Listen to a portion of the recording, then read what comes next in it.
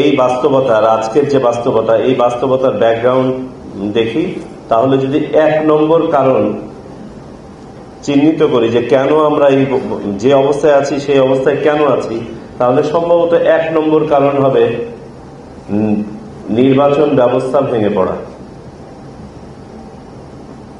আসুন এই সত্যটা আমরা অকপটে স্বীকার করি। প্রথমে আমরা যখন কোনো একটা অসুখকে মেনে নেই তখনই না এটা চিকিৎসা হবে, আর যদি মেনেই না নেই তাহলে এটা চিকিৎসা করার আর কোনো সুযোগ নেই।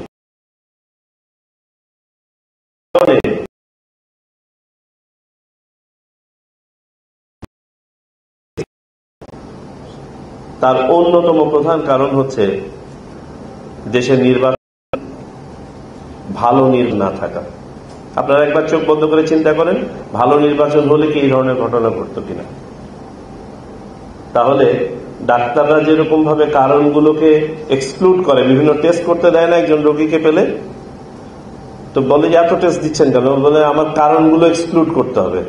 তো আপনারা যদি 100টা কারণকে লিপিবদ্ধ করেন আর এক্সক্লুড করতে থাকেন যে না এটার কারণে হয় নাই জুলাই, এটার কারণে জুলাই হয় নাই, তাহলে দেখবেন ফাইনালি এসে একটা কারণ দাঁড়ায় থাকবে, সেটা হচ্ছে পচা নির্বাচন।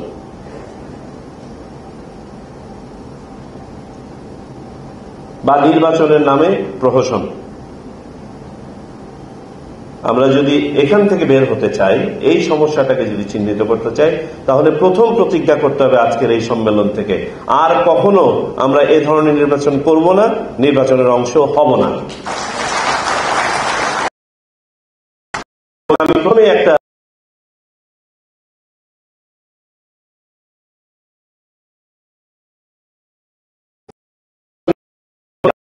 পক্ষপাতিত্বমূলক দুষ্ট কোন নির্বাচনের কোন ইনস্ট্রাকশন দিবে না।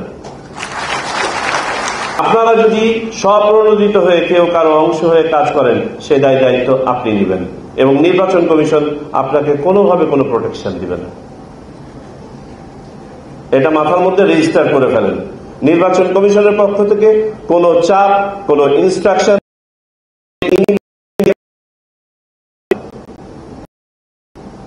আইন অনুযায়ী সুষ্ঠু নির্বাচন হবে, নিরপেক্ষ নির্বাচন হবে, স্বচ্ছ নির্বাচন হবে, হতেই হবে।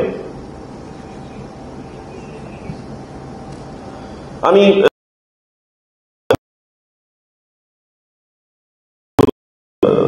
দাবি দেওয়া এসছে, আমাদের সিনিয়র সচিব মহোদয় এ ব্যাপারে আলোকপাত করেছেন কিছুটা। আমি নিশ্চিত আপনাদের এই সম্মেলনের আলোকে একটা হয়তোবা পেপার আপনারা তৈরি করবেন, এই সামষ্টিকভাবে সবার বক্তব্যকে ধারণ করে আমরা